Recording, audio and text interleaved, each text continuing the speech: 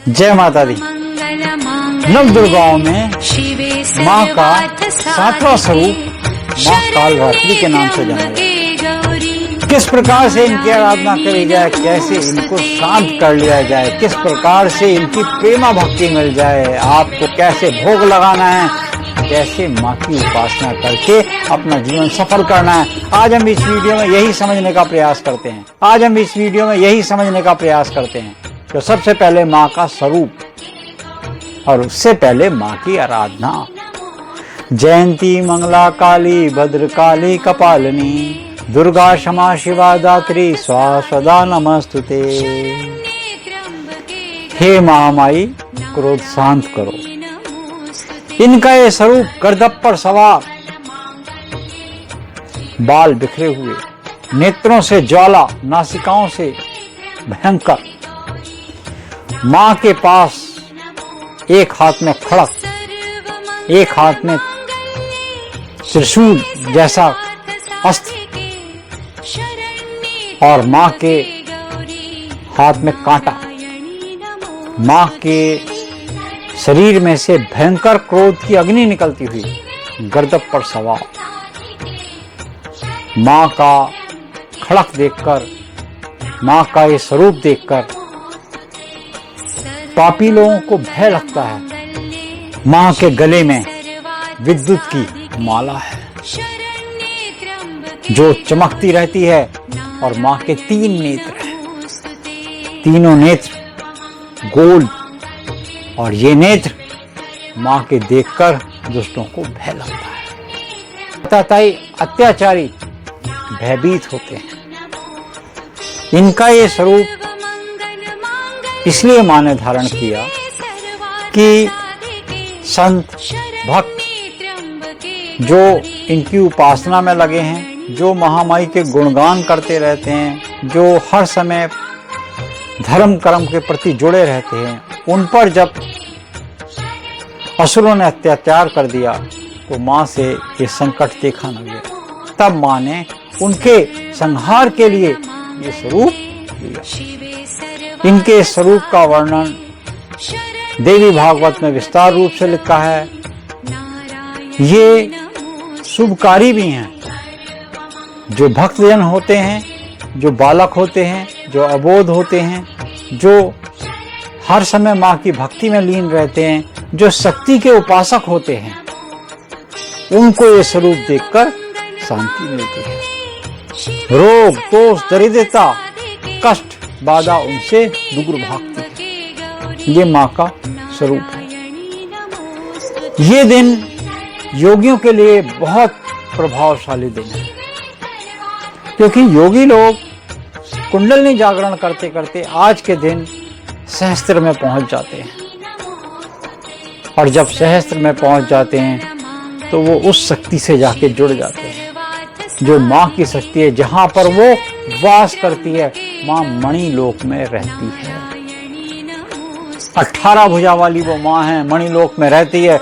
उसका आकाश और पाताल तक उसका समझ लो संरचना है, उसके अंदर वो वास करती है। इस सृष्टि का प्रमुख जो स्रोत है वो मां से ही है।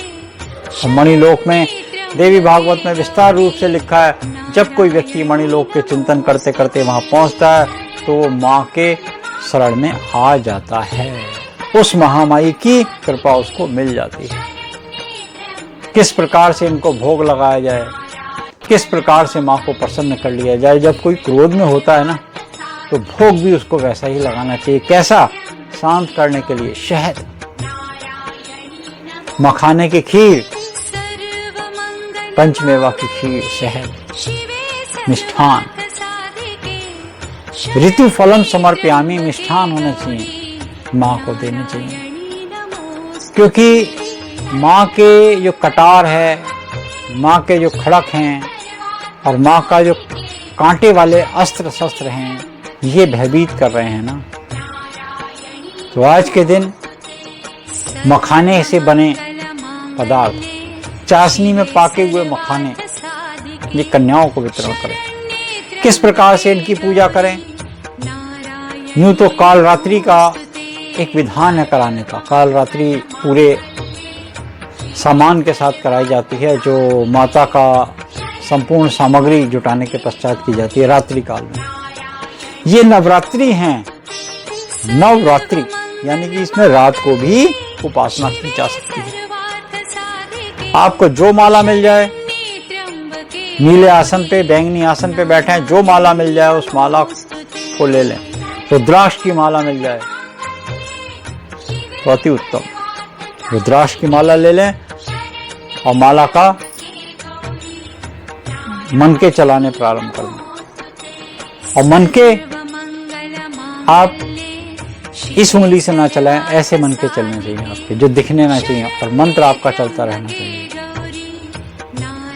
चौलाई के लड्डुओं का भोग दें, माँ को शहद का भोग दें, पंचामृत में शहद का भोग दें।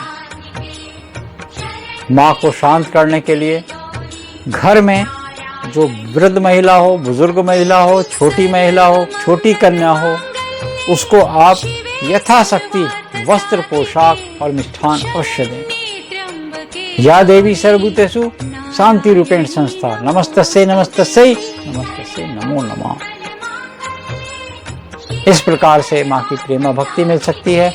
और सहस्त्र चक्र जब आपका जागृत होता है तो आपका जहाँ चोटी होती है उस चक्र को यहाँ बोलते हैं। जैसा हमने बताया, योगी लोग इस दिन 7वें दिन अपनी कुंडलिनी जागरण कर चुके होते हैं, यानी कि वो ब्रह्मांड जो हमने बताया वो मंथन चलते चलते देवी के मणिलोक में पहुंच चुका होता है, और फिर उसको लौकिक अलौकिक सिद्धियां मिल चुकी होती हैं।